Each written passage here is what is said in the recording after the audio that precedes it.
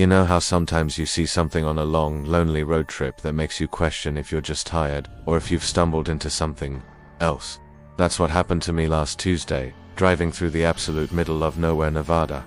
It was just me, the highway, and an endless blanket of stars. Then I saw it, an exit sign, flickering erratically in the distance. As I got closer, the words became clear, and honestly, they sent a shiver down my spine. Exit 13, open after midnight only. My logical brain screamed at me to keep driving. Nothing good ever comes from an exit that sounds like the beginning of a horror movie. But it was late, I was running on fumes and lukewarm coffee, and my curiosity got the better of me. What's the worst that could happen, right? So, against my better judgment, I flicked on my turn signal and veered onto the ramp for exit 13. The descent was oddly smooth, almost unnaturally so. It led me away from the dark, empty desert and into something completely unbelievable. It was a suburban neighborhood, perfectly manicured lawns, identical two-story houses with white picket fences, streetlights casting a warm, welcoming glow. It looked like a movie set, completely pristine and utterly silent. There wasn't a soul in sight, no kids' bikes left on the lawn, no curtains twitching in the windows, just this surreal, silent perfection. I drove slowly, my tires barely making a sound on the flawless asphalt. That's when the unease really started to creep in. It was too perfect, too quiet. I cruised down the main street, which seemed to be named Maple Drive, according to a quaint little sign. Every house was the same model, just painted in slightly different pastel shades, pale yellow, baby blue, soft mint green. It was like someone had copy-pasted a single house over and over again. And then I saw the driveways. And the first driveway I passed, parked right in the center, was a car. My car, not a car like mine, but my exact car. Same model, same dark gray color, same dent on the rear bumper from that unfortunate incident with a shopping cart last year. My heart started hammering against my ribs. This had to be a coincidence, right? A weird, impossible coincidence. I kept driving, my eyes glued to the next driveway, and the next, and the next. Every single one had my car parked in it, identical down to the travel sticker from a national park I visited 2 summers ago. It was like I was driving through a hole of mirrors, but instead of my reflection, it was my car, my life, my memories, replicated on an impossible scale. Panic started to set in. This wasn't a quirky roadside attraction. This was something deeply, profoundly wrong. My hands were shaking so bad I could barely grip the steering wheel. I needed to get out now.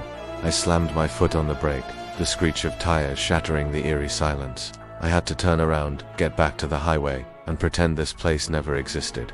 I wrenched the wheel, executing a frantic 3-point turn in the middle of Maple Drive. I gunned the engine, racing back the way I came, my eyes searching desperately for the on-ramp, for the familiar darkness of the desert highway. But it was gone. Where the ramp should have been, there was just another identical house with another one of my cars in the driveway. I spun around, looking in every direction. The highway, the exit sign, the entire state of Nevada had all vanished. I was trapped. It felt like the world outside this neighborhood had been completely erased, and I was the only one left. The streetlights that once seemed warm now felt like spotlights in an interrogation room. And that's when it happened. In perfect, horrifying synchrony, every single porch light on every single house switched on at once. The entire neighborhood was bathed in a sudden, harsh, clinical light.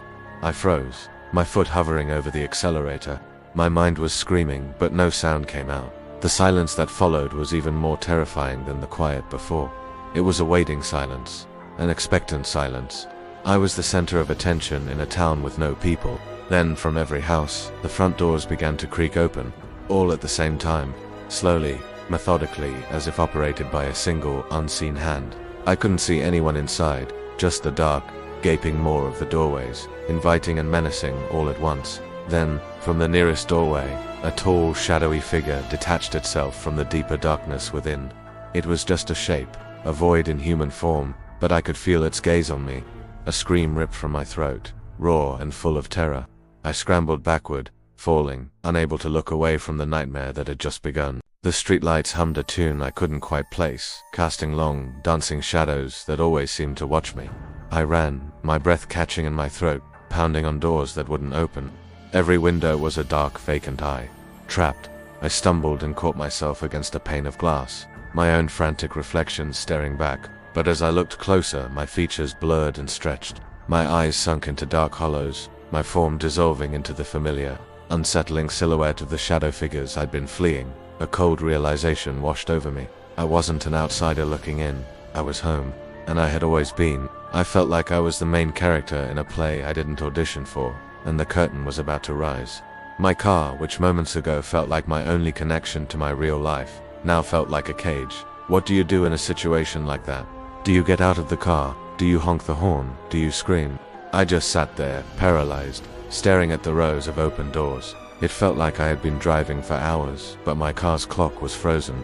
It still read 12:01 a.m., the exact moment I must have arrived. Time had stopped, or maybe it just didn't exist here. This wasn't just a place you couldn't leave. It was a moment you couldn't escape. I had to do something. Sitting here waiting for whatever was about to happen felt like a death sentence. I took a deep breath, shifted the car into drive, and picked a direction. I didn't know where I was going. I just knew I had to move. I floored it, speeding down the street, past endless copies of my car and my life.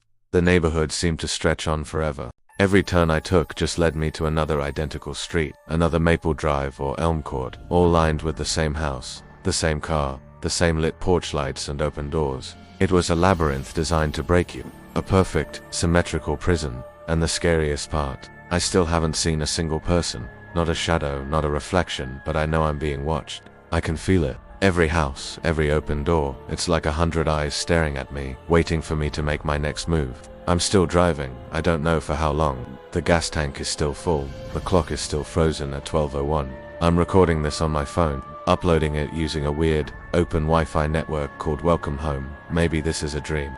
Maybe I fell asleep at the wheel on that lonely Nevada highway. Or maybe, just maybe, if you're ever driving late at night and you see a sign for exit 13, just keep driving.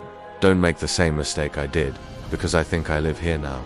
Thanks for watching, and if you have any idea what's going on, please, let me know in the comments. I'll be reading them. I have plenty of time.